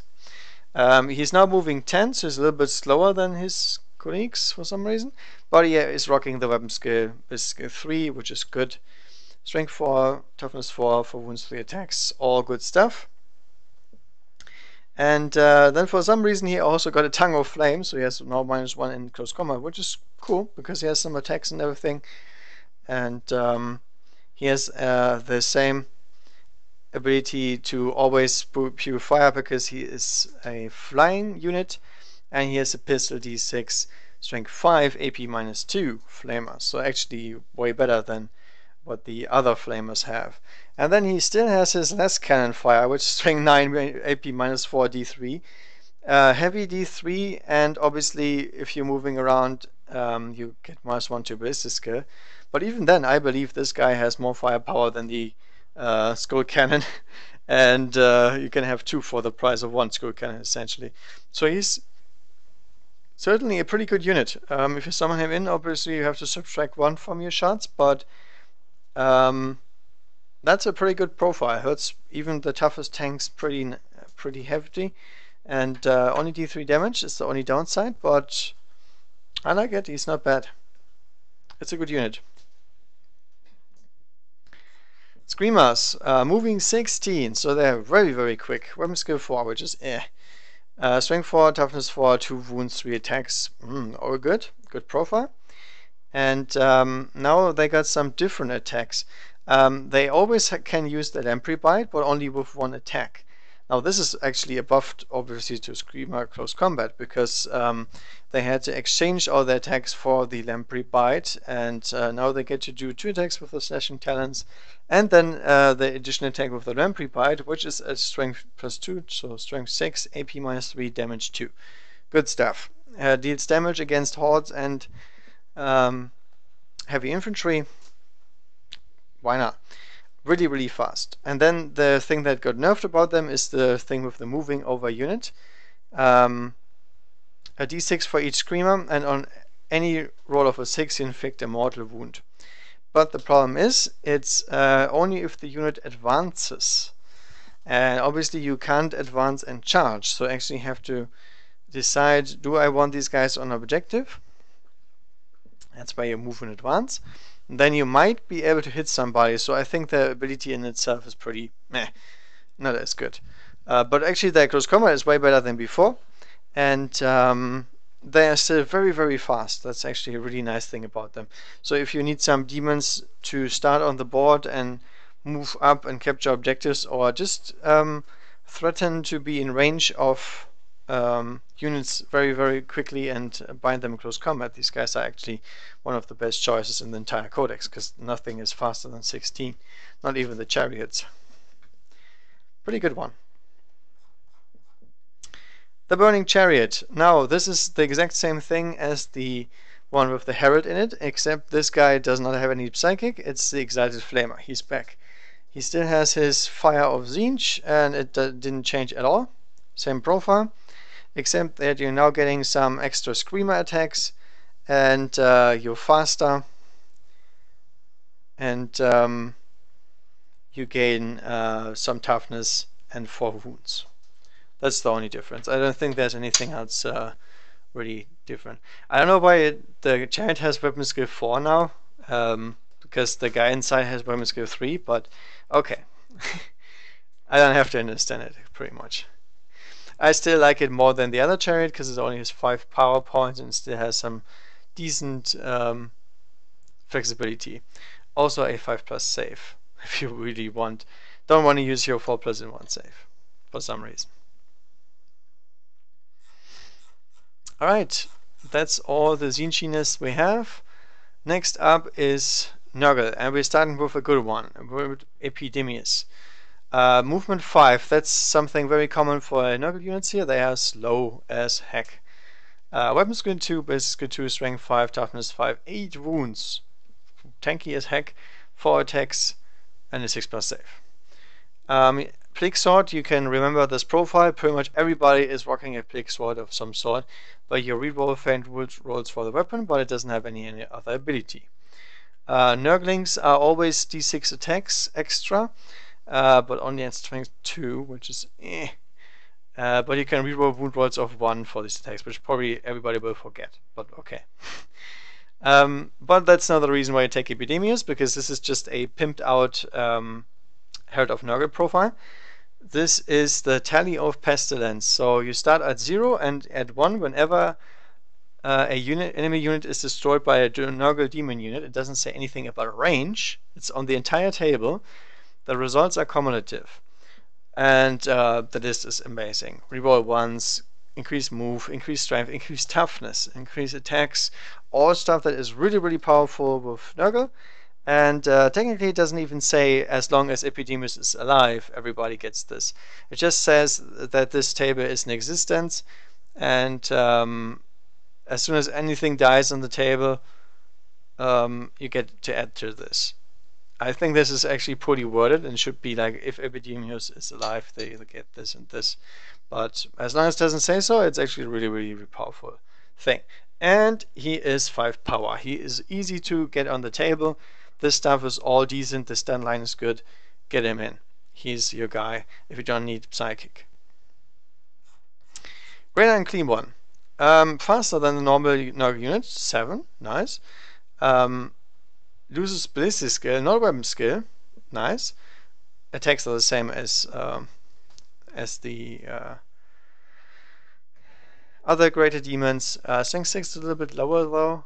Toughness 7 is normal. 12 wounds is 4 wounds lower than all the other great demons. And the rest is pretty much the same. Why is that the case? Because he has disgustingly resilient, so you can add another 4 wounds to his wound pool just by this ability. So in the end he comes out at the 16 as well. And then he has some healing and stuff. He's way more tanky than he looks. He has a Plague Flail, Assault 2, Strength user, so Strength 6, AP -3, 2 damage. Pretty good. I mean, that's a good weapon.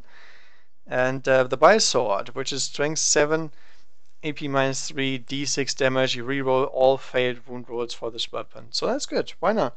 Because every single failed wound roll is a D6 that you lose, and rerolling is actually really good, considering you only have Strength 7, which means you're still wounding Toughness 8 tanks and the like on 5s, and rerolling that is very, very powerful. Good AP too. He has Narings as well, and he also gives everybody leadership 10 around him. Actually pretty straightforward. Then he also gets to cast 2 psychic powers, and he knows 2 psychic powers from Nurgle, so that's actually good support. He can cast that on himself to add 1 to his wounding to deal with higher toughness targets, or just wipe the floor with everything that is a Space Marine, or anything equivalent. Or he can use this to heal himself every round. So there's some plenty of use for him, smiting stuff, doing stuff, being around, being a nuisance, and then being a big chunk of flesh that you have to get rid of, otherwise he is going to cause some problems. Only problem is he's not as survivable as in the old edition. I think the older Great Uncleaner was a little bit killier and tougher, but this version here is not bad by any means. Herald of Nurgle. Remember the profile for an Epidemus. Now get 1 attack less, 4 wounds less. There you go. The Herald of Nurgle gives +1 strength to all Nurgle units, and that's really, really good, because strength 4 to strength 5 adds +1 to wound rolls, +1 from the ability means stuff you have wounds on 2+ rerolling if you want to. Good stuff all around. Other than this, he also has the same Plague Sword, and he can also manifest 1 power. There's really not much to talk about him because he doesn't have any options yet. Really lazy with the writing, I feel, but okay. Good enough. 4 power is not very expensive. You can get him in if you have stuff to buff. Bring him in. Plague Bearers. Plague Bearers have the same problems as the Bloodletters, but they didn't get as good as a change as the Bloodletters did. Now they have, instead of short, they have 5+ always save, which is nice. But they still have only weapon skill 4, so they're not hitting very well, and they don't have any shooting whatsoever. Still slow, still decently tough and strong, but still only 1 attack. They don't do much in terms of damage output. Plague Sword is strength user rerolling wounds as always, so they have some decent hitting, very good wounding, but no AP and no options, pretty much. Their 20 groups guy ability is very good though, because Cloud of Flies means if you have 20 more models, your opponent must subtract 1 from all hit rolls for attacks that target them. This makes them really, really good as a target unit or as a objective holder unit, because you get to smear them all across the table. They are harder to hit, they are not easy to kill anyway, and they get buffed really, really hard by any surrounding HQ pretty much. And obviously bonus points for taking an icon and just bringing them back if something happens. So this is their use. They are one of the best roadblocks you can put in the way. Talking about roadblocks, there is Nurglings. Nurglings have the same stats, except they are strength 2, toughness 2, but instead they have 4 wounds, which at the end of the day is probably the same. But they only reroll wound rolls of 1 for the weapon, and even though they have 4 attacks, their base strength is so low that they are wounding most stuff on 6s. The good thing about them is you can set them up 9 inches away from the enemy deployment zone anywhere on the table, which is actually really good for some deployment types. And obviously they are good for taking objectives in that sense. They're very small, and they only have 3 power, so if you need a cheap unit to hold an objective, Nurglings are a good choice. And there's another downside to them. They only get the disgustingly resilient attacks against stuff with damage characteristic of 1. So these guys get hard countered by anything that deals multiple damage per hit, because the only thing they have against this is a 5+, even with cover. I think they got hit pretty hard in this edition. They're not nearly as good as they were before. But then again, I don't think they are meant to do much. They are still only a nuisance, which is what Nurglings are, so it's fine. Beast of Nurgle, one of my favorite units. I don't know why, but it sounds so friendly. Move 6, so it's slower than before. Weapon skill 4 is okay. Strength 4, okay. Toughness 5, very good. 4 wounds, very good. D6 attacks is, who knows? But the good thing is you reroll faint wound rolls now for them, and they deal 2 damage just because they can. And I don't know, but in my battle reports where I used Beasts of Nurgle, I oftentimes ran them into vehicles and tried to attack them. So these guys are the ones that will do the annoying and the being in the way and making stuff fall back that doesn't want to fall back, and in the meanwhile they can actually try to hurt stuff as well. Yep, that's a good summary on what they do. Other than this, they don't do much, except they get to do heroic interventions, which is actually pretty funny. So even if you don't want to engage it, it will engage you in the fight phase if you're unlucky and stay in range for it to make a intervention. 2 power points, and 2 for every additional Beast of Nurgle. So very easy to summon in at all points of the game. Plague Drones. I think one of the units that got actually nerfed, or let's say changed. So they're moving 10 now, which is lower, and they're not jetpack infantry, so they can't get you 2d6 additional movement, so they're much slower than before. Weapon skill, base skill 4 is A. Strength 4 is also pretty A. I would expect 5. Toughness 5, 3 wounds, so still tanky as always. And only 1 attack per Plague Drone. Feels bad, man. Now, keep in mind they are all pretty much plague bearers on a fly, so it makes sense why they only have 1 attack and why they are rocking a plague sword. So what else do they get for the actual ride, apart from +1 toughness and 2 wounds? First of all, they get death heads, which is 12 range, assault 2, strength 4, reroll wound rolls of 1. Good stuff, because you can summon them in and use it right away. They can just use it as shooting attack, and there you go. And then the fly itself gets to make 4, let's keep that in mind, 4 additional attacks, and you can reroll all failed wound rolls. It is also strength 4, but it deals 2 damage per attack. So in the end, the plague drones deal 5/6 attacks, where they used to deal 3 attacks only. But there you had the ability to get instant death and whatnot on your plague drones. Now they have this all inbuilt, and the Rollfly pretty much does all the heavy lifting, if you think about it. But they're actually pretty decent at killing vehicles and the like, with the 2 damage and rerolling. And they are a little bit more reliable than the beasts in that sense, and they're a little bit quicker as well. They can also take Demonic Icon and so on, but other than this, all the upgrades are on them. Can't do anything else. But, you know, not really bad. 7 power makes it hard to get them in bigger numbers. But they are actually pretty tough, and they can pack quite a punch, especially if they're fighting multi-wounds targets. So a very specific unit.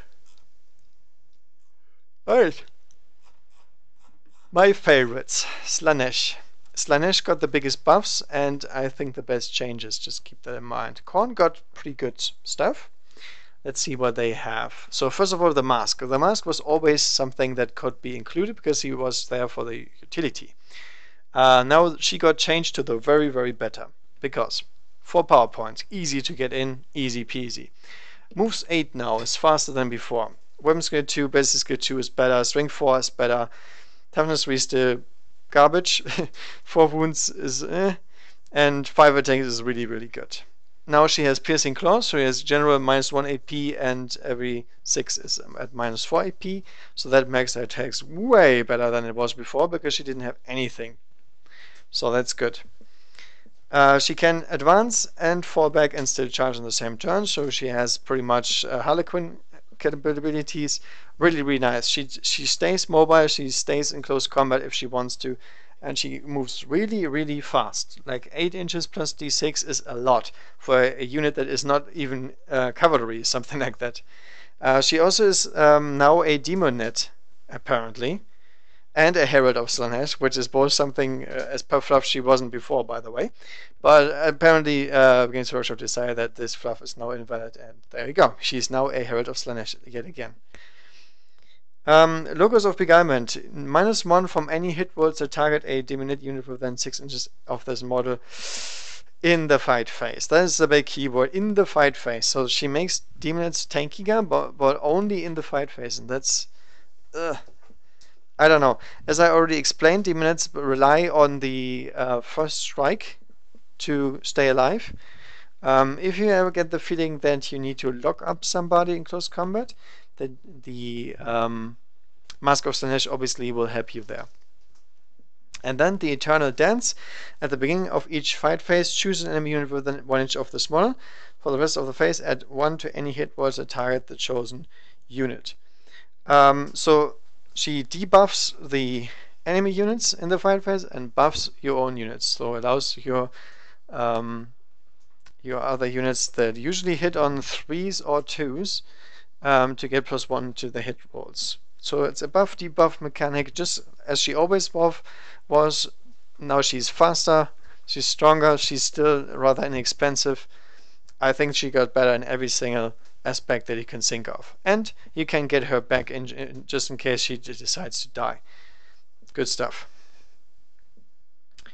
Keeper of Secrets. Keeper of Secrets was something that was rarely played because it was a very slow moving monstrous creature that deals less damage than a Bloodthirster and is less tanky than a Great Unclean one, and doesn't do psychic good enough like everyone else. So pretty much the thing in the middle. That changed now because the Keeper of Secrets has only 11 power points. That's a big, big deal. Remember this. Because Bloodthirsters you can only summon in if you get 17. That's a 5, 6, 6. So it's almost impossible to get. This guy, this girl, this it is easy to summon. That's a big difference. 11 is not easy, but it's on average you can get it pretty much. Also, another thing changed. It now moves 12, not 6, so it's actually really, really fast. Which is something that it was really needed because it is a close combat unit after all. Weapon skill got 2+, as it should, because it is a very, very powerful melee unit with high weapon skill before. 6 attack, strength 6, not the highest strength, but okay. 12 wounds, not the highest yet again, but keep in mind it's much cheaper than other stuff. Leadership 10, same buff as the other greater demons. Quicksilver swiftness, obviously, because it is a Slaanesh unit. And now the war gear is important, because snapping claws. Each time the model fights, it can make D3 additional attacks with this weapon. So we have 6 attacks base plus D3. And essentially it is a better version of the rending stuff that you had before from piercing claws, because you get strength 6, -2 AP, 3 damage, and -4 AP on a roll of 6. So that's good stuff. That is strong melee capabilities, 100% reliable, no D6 shenanigans. You will get 1 attack with these off at least. And then the Witstealer sword is melee strength +1, so strength 7, AP -3, 3 damage as well. Subtract 1 from hit rolls made for a model that has suffered any wounds from this weapon without being slain. So that's actually a good one to make sure this thing stays alive longer, because it gets to go first most of the times due to Quicksilver swiftness, and then it essentially punishes you instead in case you're not dead yet. So good stuff, good close combat, very high damage output on average even. And then it can manifest 2 psychic powers just like that, because it can, and knows 2 psychic powers from Slaanesh discipline, which is nice. So that's actually smite for sure, and then if you want to the leadership check or some other shenanigans. I like it. It's a good unit, got all around buffs pretty much. The only thing that is problematic is that it is still only 12 wounds and a 5+ in-1 save. So you need to get in close combat to actually be effective. But then again, as I said, it's easier to summon this guy in than any other greater demon that exists.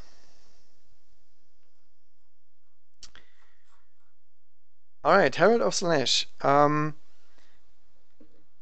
Moves faster, hits very well. Strength 4 is good. Toughness 3, always terrible as always. 4 wounds, not very much. 4 attacks is good, and that's it. Piercing claws are decent. +1 strength for Slaanesh units is very important, because they most of the time have strength 3, and strength 5 also makes a big difference, and can fix a lot of problems. So you should have a Herald of Slaanesh around whenever you need it. Even your big guys can actually use the +1 strength. 1 psychic power, which is the big thing. Heralds are not really meant to do psychic much, but these guys actually can. They only know 1 power, but then again the discipline is pretty limited, so you're absolutely fine with that. 3 power points, easy to summon in, get 1 if you don't have 1. Herald on a steed essentially gets +1 wound, 14 movement, so it's incredibly fast. Other than this, unchanged, but the steed itself can do 2 additional attacks at strength 4/strength 5 because of the buff. So that's pretty nice.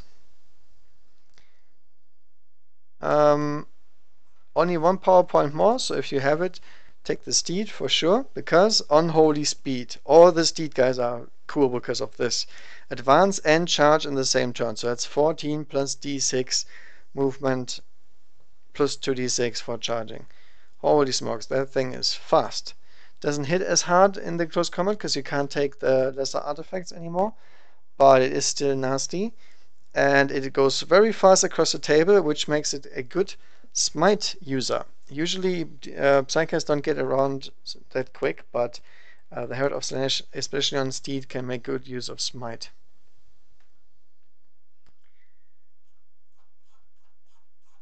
Alright, the Herald of Slaanesh on a Seeker/Exalted Seeker Chariot. I will only talk once about the Seeker Chariots because they all work the same, but I'll make some stuff going here. So first of all, movement 12. All Seekers, Chariots move 12. Weapon skill 2 plus 2 because of the character. He gains +2 toughness and +3 wounds, +2 attacks, and a 4+ save. This is so important. They actually get a freaking 4+ save. That's something that Slaanesh didn't have in ages. 6 power points, so still cheap as heck. And then comes the big part here. The Herald of Slaanesh is a single model arm with piercing claws and accompanied by a demon charioteer. They ride on the chariot and it's drawn by steeds of Slaanesh. So the steed gets to attack with 4 attacks. The chariot rider gets to attack, and the demon charioteer gets to attack. So in the end, they have a ton of attacks as far as I am concerned. And they also can take the Dashes of Torment for free. This is all irrelevant. It's got FAQ. They can just take them if they want to.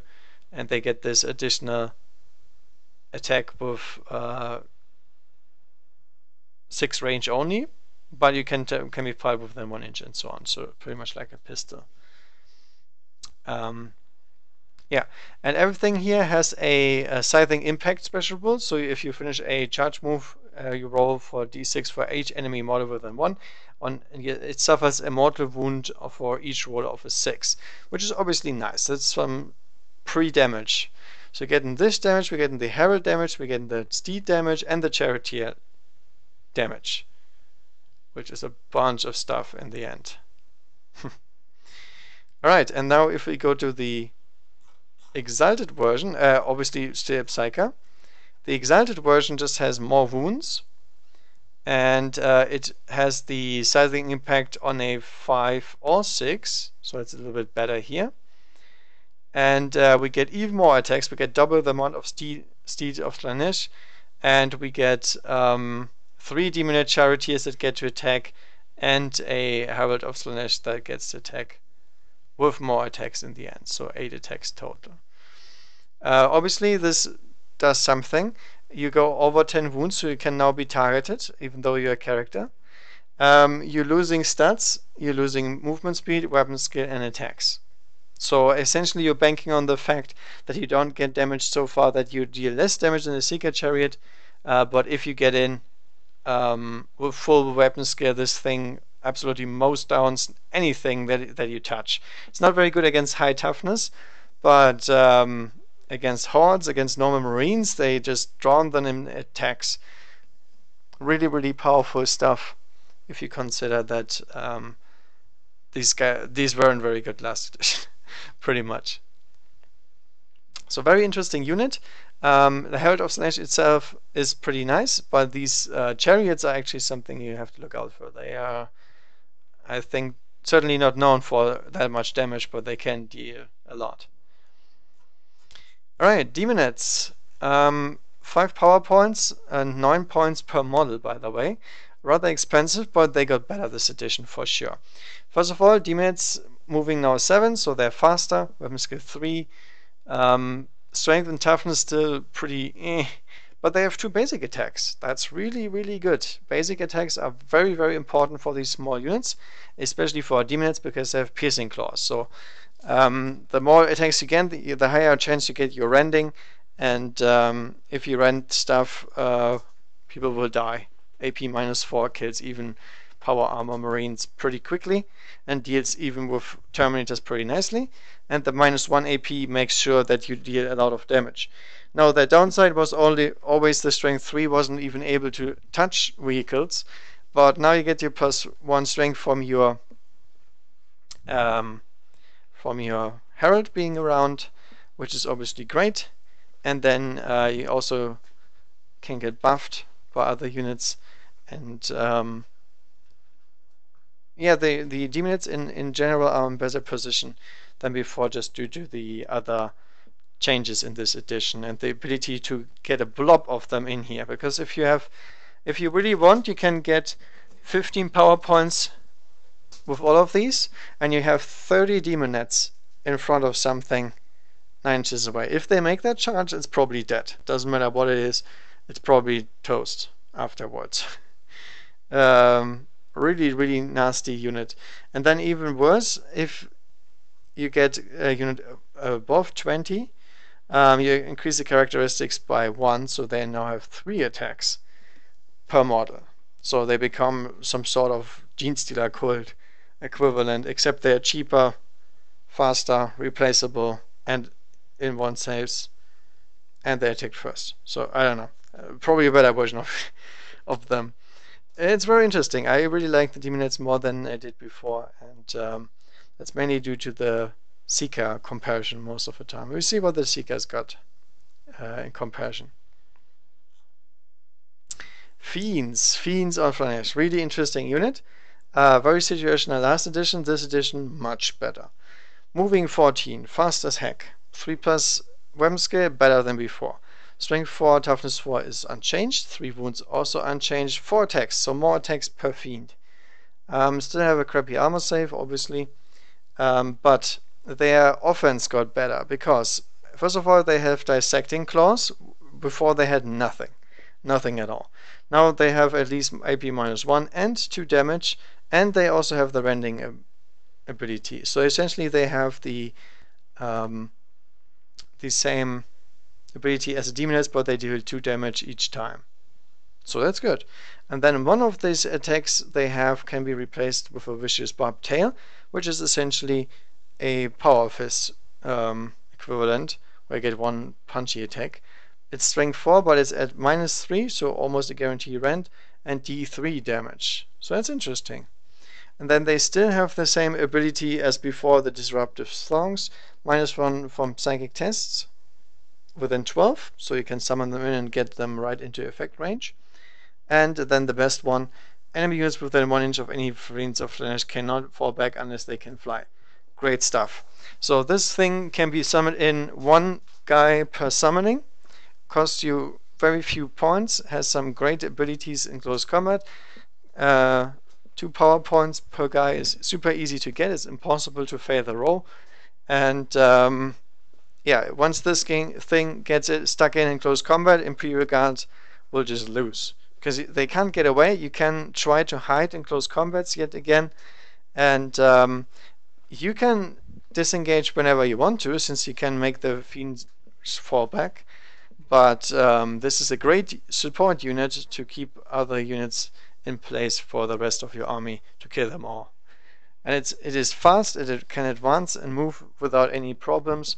You can use it to defend objectives and something like that. It's good. I like it. It's much better than in the old edition, for sure. Hellflyer. 5 power points, so relatively inexpensive. It's still a chariot, so moving 12, weapon skill 3, ballistic skill 3, strength 4, toughness 5, 6 wounds, 4 attacks, 4+ save, excellent. Also has Exalted Allurus on top, which has a bunch of attacks. 2 steeds makes 4 attacks with the lashing tongues. And then also we have the Seekers that attack with their piercing claws. So we have the Charioteers on here, and then we also have the Bladed Axe afterwards, where you get D6 additional attacks to these 4, 2, 2, and 2, 2. With the Bladed Axe, that is a strength 8, AP -1, 2 damage. Good stuff. I mean, essentially you're trading your scything impact on the other chariots for a stronger strength attack, and essentially for a very cheap vehicle that still gets to do a lot of attacks overall, and it is in a fast attack slot. Don't forget this. If you want to run these guys, you have to take them one at a time anyway. They don't do squads anymore. So if you're filling up your detachment with chariots and you're trying to get more chariots in, you can use these guys because they're fast attack and not heavy support or HQ. So very interesting unit. And rather inexpensive, can deal a lot of damage. Very glass hammer like. Seekers. Now Seekers were the thing why you wouldn't take Demonites before. They're 5 power points, so you get half the amount of Seekers for the same price as Demonites. And now there's the problem. They now have only 2 attacks. They used to have 3. Feels bad, man. Reason's pretty simple. They're moving 14. They also have unholy speed because they're seekers. So they have an immense attack range over anything else you have ever seen. They move 14 plus d6 plus charge. They hit on 3s now. Still strength 3, which is meh, but you can grab a herald and put him on a steed, and there you go. Your strength is up to 4. They now have 2 wounds each instead of 1. Which makes them more survivable, I guess. Not really much, because they still only have their 5+ in1 save, and there's still toughness 3. But I guess against bolt shots and so on, they are twice as survivable. Who knows? You can get a lot of them. It's one of these things where the power rating doesn't go up as you would expect. So you can get, for 13, you can get 15 of these guys, and they are really scary, like on the field. Although I would like to start them on the field, then if you get a good deployment, you obviously will make it into combat very soon, 1 or 2 turns after the first. Essentially they lost their 1 attack, but they added the lashing tongue attacks. So if you have a unit of 5, that's 10 additional attacks just from these guys, and those are all strength 4, so they're actually better strength than your normal attacks, but you lose rending. So essentially you traded 1 additional attack with rending for 2 additional attacks from your steeds.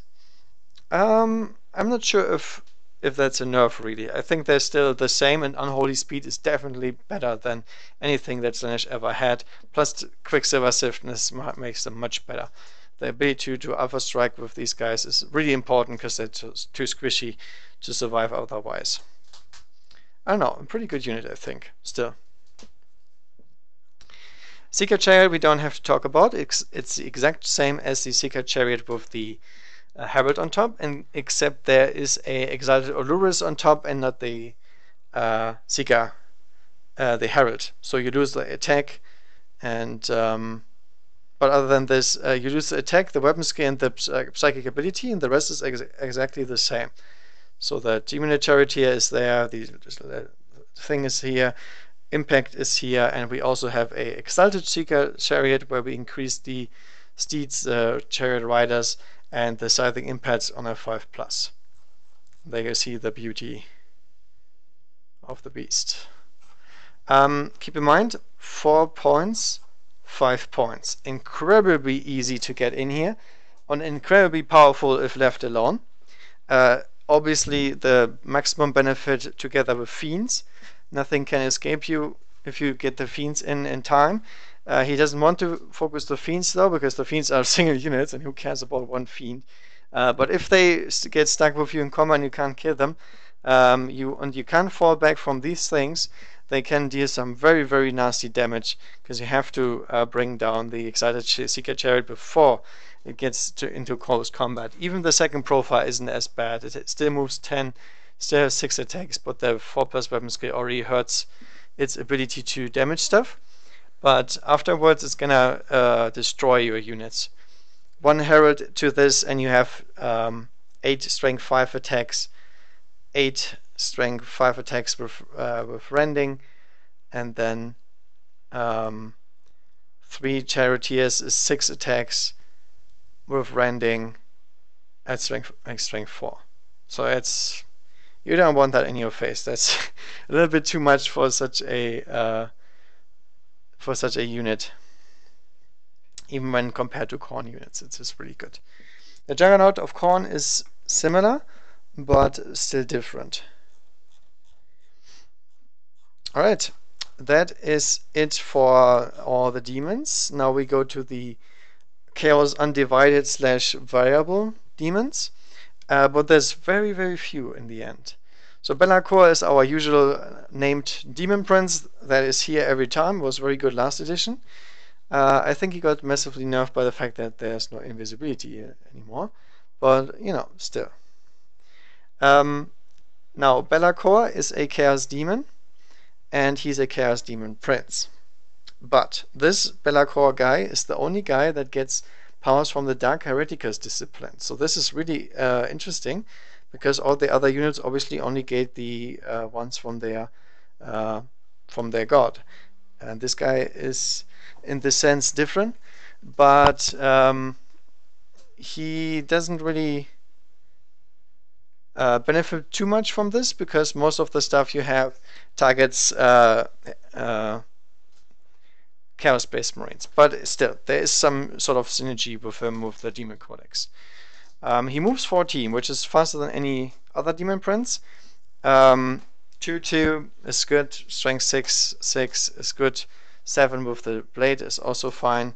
8 wounds, 6 attacks. Leadership 9, 4+ save. All okay, except the 4+ save. That one is terrible.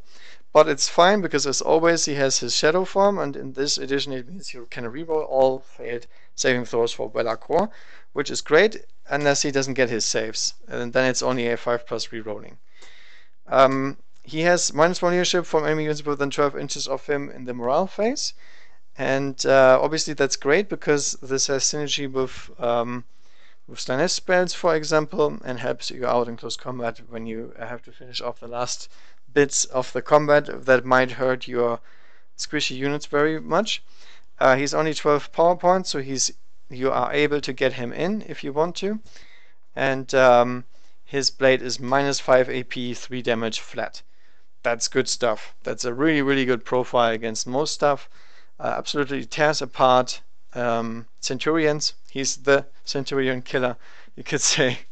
And he, in addition to this, he also has a malefic talent, so he also gets an additional attack with AP -2 and 2 damage. So he's rocking 7 attacks in the total then. And then he is the Prince of Chaos, so reroll any failed hit rolls of 1 made for friendly demon units within 6 inches of Be'lakor.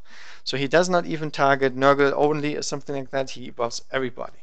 So this guy is the Demon Prince if you want to bring a prince in for the rerolling. And keep in mind, this is something that is very, very, very valuable in a army that consists of Slaanesh or Khorne models, because they have a lot of attacks, but they don't have much rerolling anywhere. All the heralds only give strength nowadays, or some sort of better hitting. Even if we give them +2 to the hit rolls, they would only hit on 2s, and this guy makes them reroll those pesky ones that you might not want. So that's interesting. He has so he essentially has some interesting extra powers from the crossover codex in terms of psychic shenanigans, the -1 morale, and the close combat ability, and the good speed. Keep in mind, if Dark Hereticus has a power that doubles your movement speed, essentially, because you get to move 14, and then you get to move 14 again in your psychic phase if you get the spell off, and obviously he can target himself. I think, at least. Maybe not. We'll see. I mean, I think he has to target a. No. I'm talking wrong stuff here. I think he has to target Heretic Astartes, and he's not a Heretic Astartes. Never mind that. But he has some access to other powers that he can certainly use. And in that sense, he is a good addition. I like it. He has some good selling points, so to say. And now we have the deck comparison here, because it's the Demon Prince of Chaos. Demon Prince of Chaos, ignore this. This is 8 wounds, not 10. They move slower than him, but they are very similar. As you can see, the stat lines are very much the same.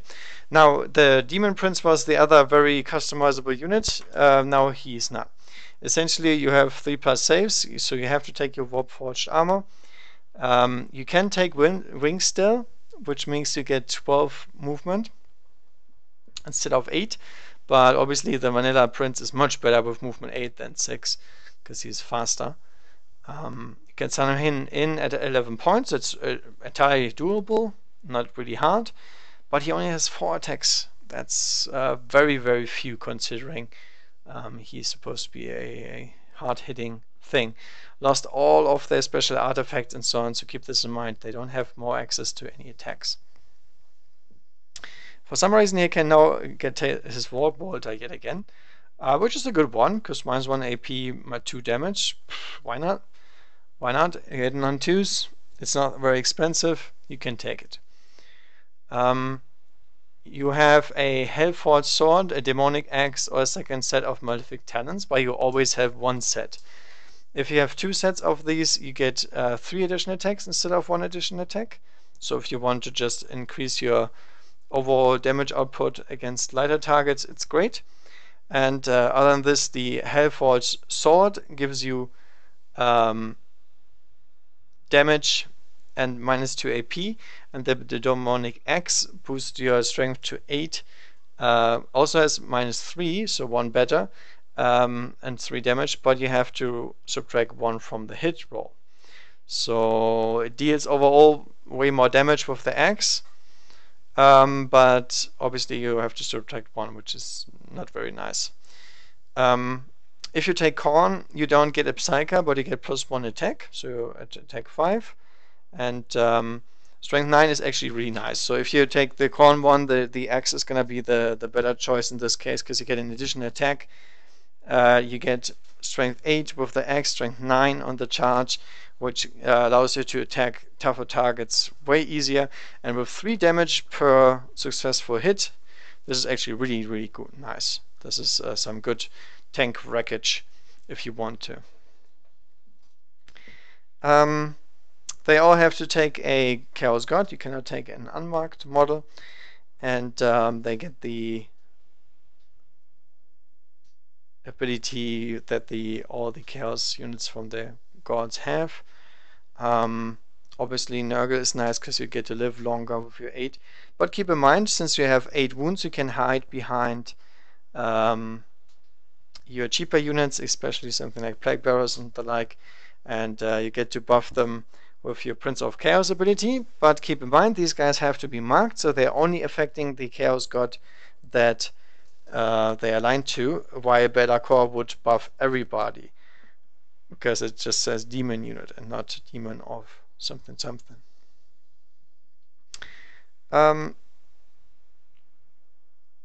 Now, essentially, you lost your ability to customize them. They lost their artifacts, and you are forced to take armor and wings and everything, so the super cheap Demon Prince is not an option anymore. But since Nurgle lost their Shrouded, I think it's not the smartest thing to do that anyway, so that you can cry about Spell Milk, but it doesn't really change anything, I think. They're still a decent unit. They're just not like super good in close combat as they used to be. They lost some attacks. And some very, very powerful war gear. Chaos Furies, pretty shitty unit in the last codex. Still moving 12. Weapon skill 4 is better because the weapon skill was horrible before. Strength 4 is nice. Toughness 3 is still horrible. 1 wound, 2 attacks. Big change. They only had 1 attack in the last edition. Leadership 6, which is also nice because they were leadership 2, I believe, in the last edition. They were like something ridiculous. They had just 3 immediately. They have Demonic Claws, but it doesn't do anything because it doesn't have any extras. They have a Demonic Allegiance, which is nice because you used to pay for their Demon of Nurgle ability and so on. Now you just get this for free. So Chaos Furies got much, much cheaper for whatever you take them. And obviously they got much, much stronger because if you're looking at Chaos Furies, you're looking at Khorne ones. You have Strength 5, 3 attacks. So essentially, if you take -1 wound, -1 toughness, you get better Chaos Hounds for cheaper. I don't know, you can make use of them. They are different now, at least. They also have Prey on the Weak, so roll a d6 each time a unit fails a moral test within 12 inches of any Chaos Fuse, and a 4+ an additional model from the same unit is slain. Now, obviously, this can have a big impact if those are units that are not supposed to be failing morale test, or Necrons or something like that, where it actually makes a big difference so they can't reanimate. But other than this ability is pretty gimmicky, but it's better than nothing, and they didn't have anything in terms of rules before, so good stuff. Chaos Furies got certainly better, like in every sense of the word better, because they were shitty units before. Alright, Soul Grinder. Soul Grinder has 14 wounds, so rather tanky. 3+ save, 5+ invuln, obviously, because it's demon.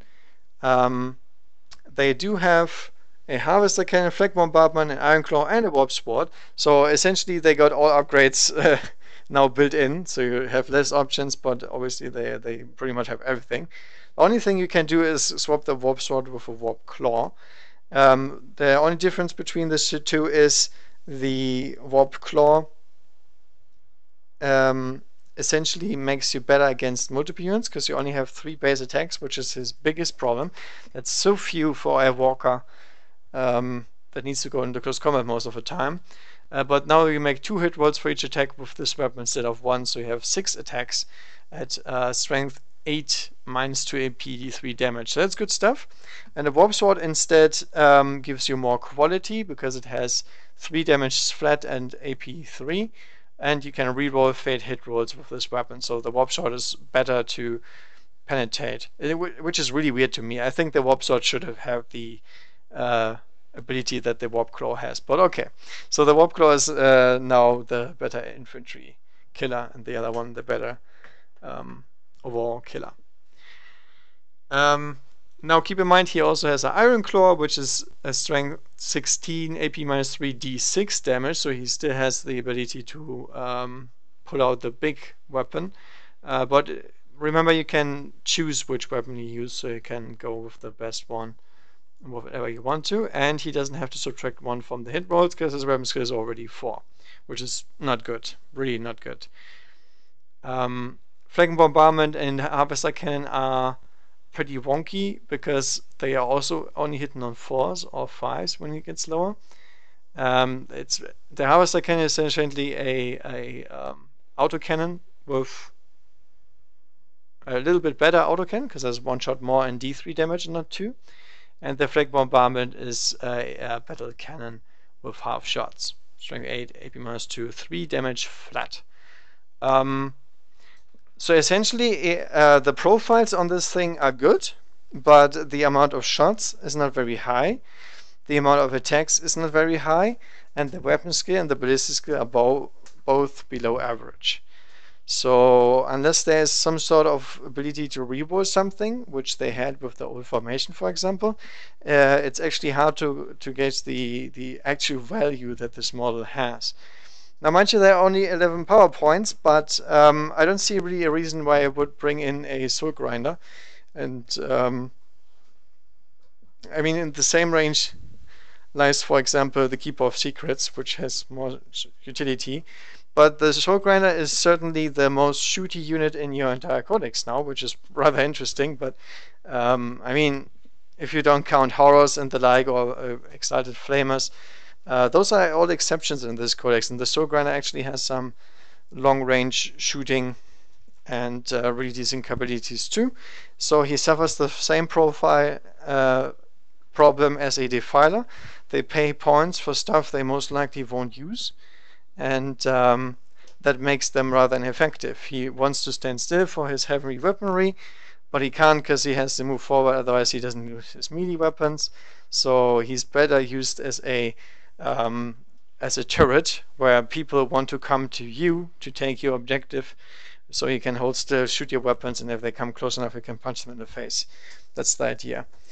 He's also moving 8 now, he's faster than before, and obviously having a 5+ invuln save and a 5+ Pheno Pain and a 3+ armor save means this is a very, very tough vehicle if you dedicate it to Nurgle. It will take some time to bring him down. That's a really good selling point for a model like this.